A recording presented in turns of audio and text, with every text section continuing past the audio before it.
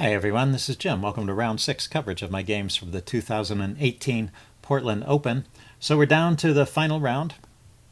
This was played Monday afternoon early at 3:30, so it wasn't played in the evening like the other second games. I had the black pieces. I was a little bit surprised by that because I was actually due white. I only had 2 whites in this tournament and 4 blacks. But my opponent, well, my rating for the tournament was 1834 and my opponent's rating was 1902. So I assume he was due white, and when 2 players are due white and the pairings can't be altered, then the higher rated player gets the white pieces. So that's probably what happened here. Anyway, he started off with e4. Oh, I wanted to mention my opponent was an adult, so I did finally get to play another adult in this tournament. Always good. Let's see, I played c5. He went c3. So this is the Alapin Sicilian. And the main moves here, of course, are knight to f3. That's the top choice by far, preparing d4. And there's also knight to c3. That's the second choice. A bit less popular, but interesting because it leaves your opponent kind of guessing what you're going to do. It allows for a later knight f3 and d4, so it could still morph into a open Sicilian, but it could also turn into a closed Sicilian with d3. So it's kind of a waiting move. c3 is different. It's actually blocking this development of the knight, so it's got its own unique characteristics, mainly centering around this e-pawn, which can come under fire pretty quickly, with these pawns blocking the natural evolution of that knight, the squares it would like to go to defend this pawn.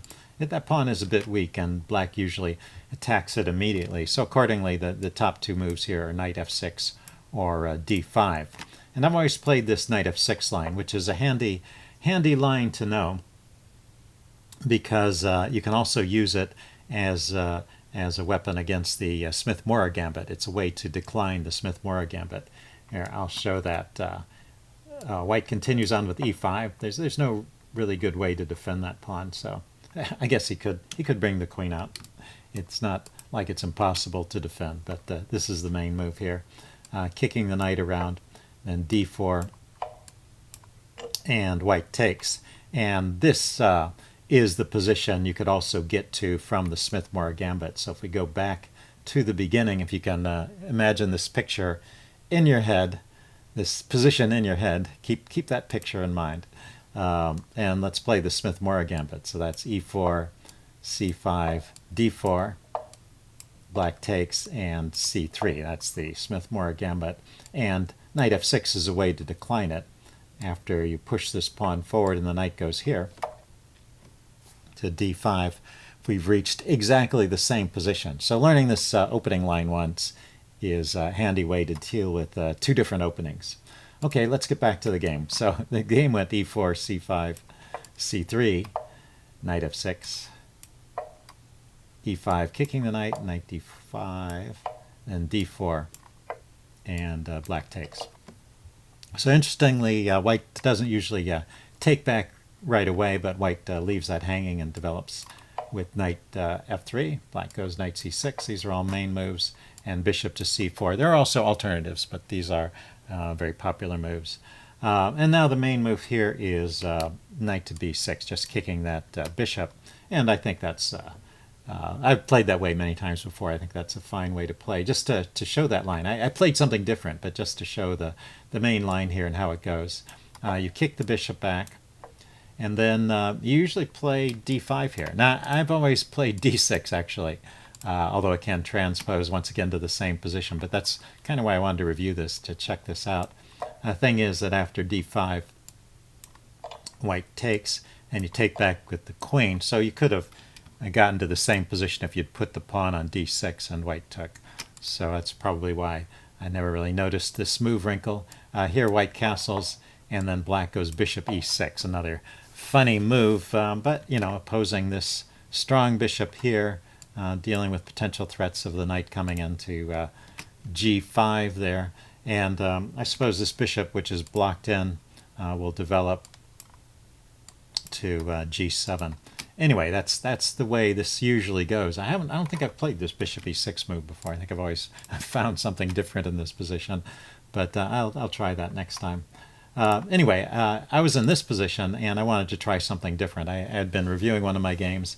You know, there's players in my local club that play the Alapin Sicilian. I think it's pretty popular at the club level. And I noticed this line when I was reviewing one of my games, and I thought I would try it out here. And that's this move e6. And it's a funny looking move because it allows white to triple your pawns here, which normally is a pretty bad thing. But it turns out okay. These pawns sort of slowly work their way out of trouble, and we'll see that happen in the game.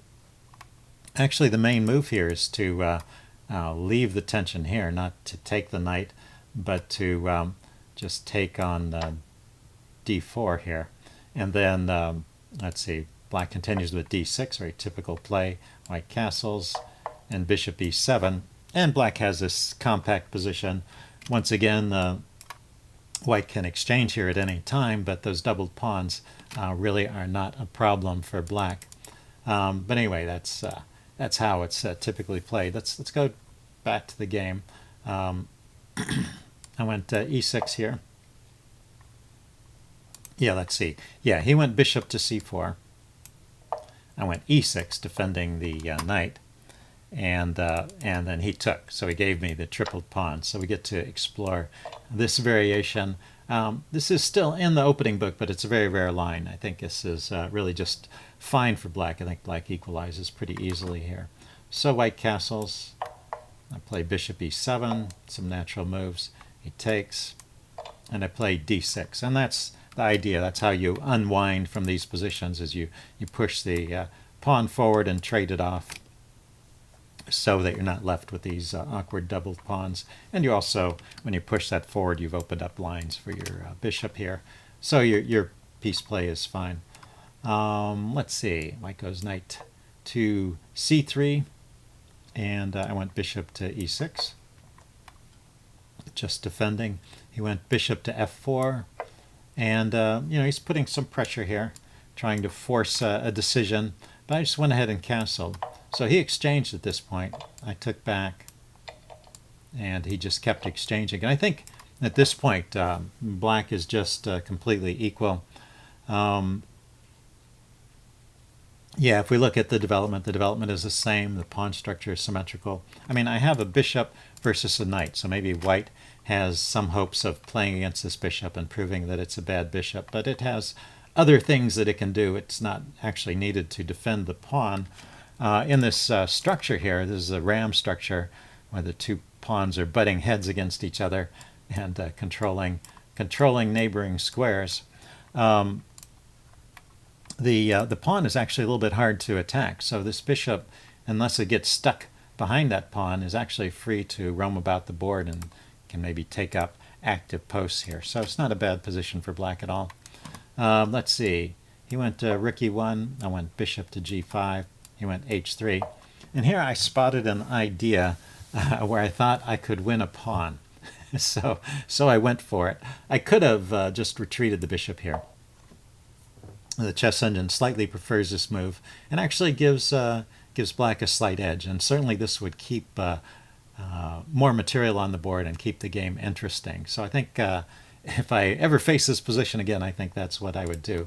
Now, there's nothing wrong with the move I played, but it turns out I can't hold on to the pawn. So let's just show you how it works out. Queen takes, and then knight takes pawn. And this is the idea I had. I noticed I could grab this pawn, and he can't take here. So you want to, there's a little tactical quiz for you, I guess. You can see if you can figure out why he can't play queen takes pawn. Okay, pause the video if you want time to think about it. I'm going to give the answer away now. So it's, well, if he takes the pawn, you just take it. Take the queen, trade it off, and then you've got this fork that's just been sitting there waiting to happen. So that's the way you get to keep the pawn at least for a moment or two. But turns out that it's easy for white to bring pressure against the center and win that pawn back. So so not too much can be done about it. Well, nothing can be done about it. Actually, my opponent plays the best move here. He doesn't fall for that little trick. He goes queen d3.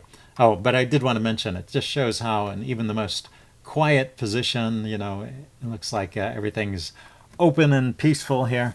No complexities under the surface. There's still you still got to look for those tactics. Anyway, he went queen d3, and I moved my queen to the side, defending the knight.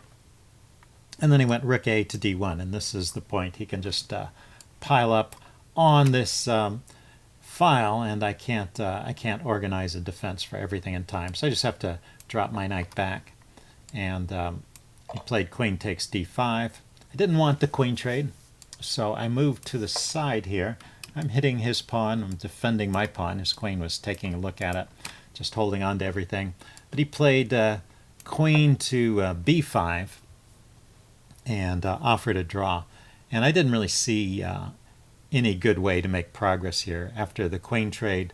You might think actually after the queen trade, white's a little better because his rooks are in the center. But immediately after the queens are traded, one of my rooks is going to come out to d8 and oppose his rooks, and it's really just a completely even position. So after thinking about it for a while, I accepted the draw.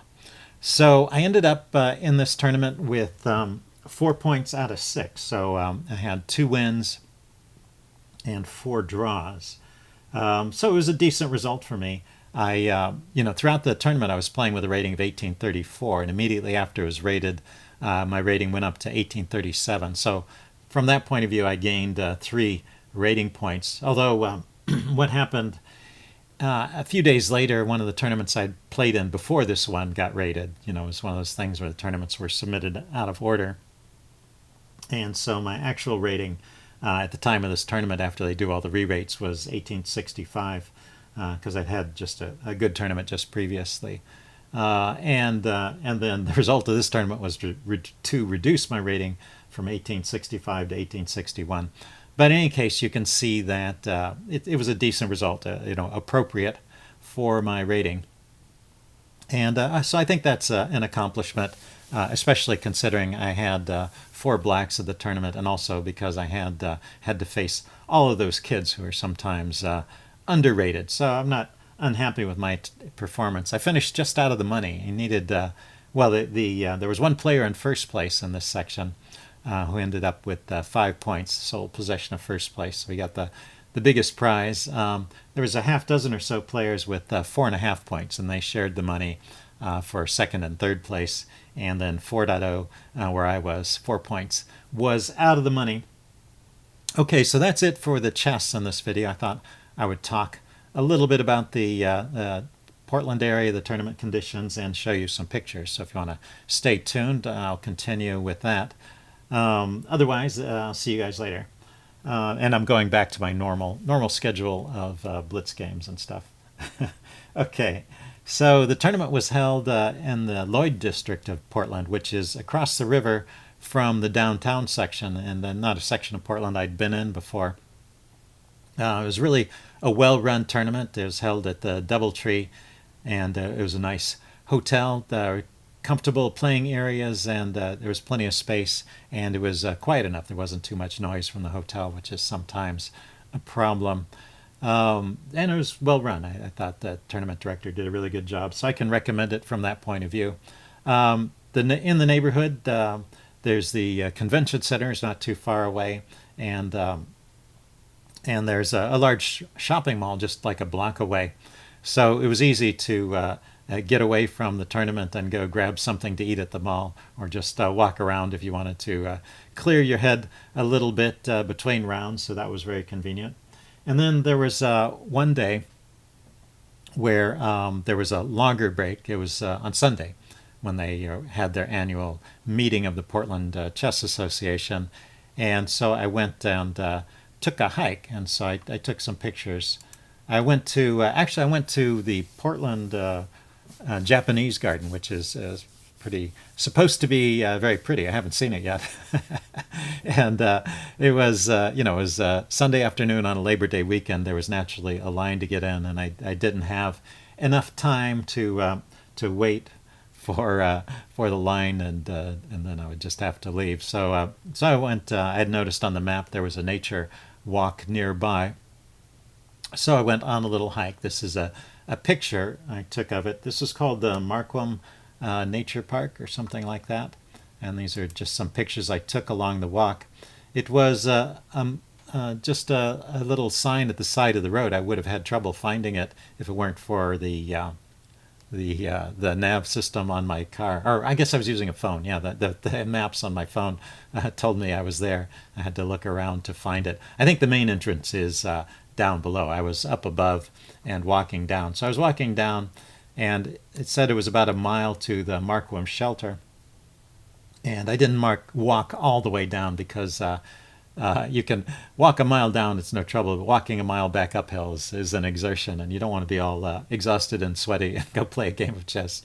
You want to just have a nice, peaceful stroll. So I walked for a little bit and then came back up. That one's a little blurry, but you can see it's pretty country. There were ferns growing along the side of the road, and then the tall fir trees there. And this was the little sign on the side of the road that marked where the trail starts. Actually, it was a continuation. There was a trail from the other side of the road that led into this one. So I was probably just picking up the trail in the middle here. And then there was just some parking on the side of the road here where you're allowed to park for 2 hours. But it wasn't like a parking lot. It was just a little space on the side of the road. So I would have had some trouble finding it. So I was fortunate I had Google Maps.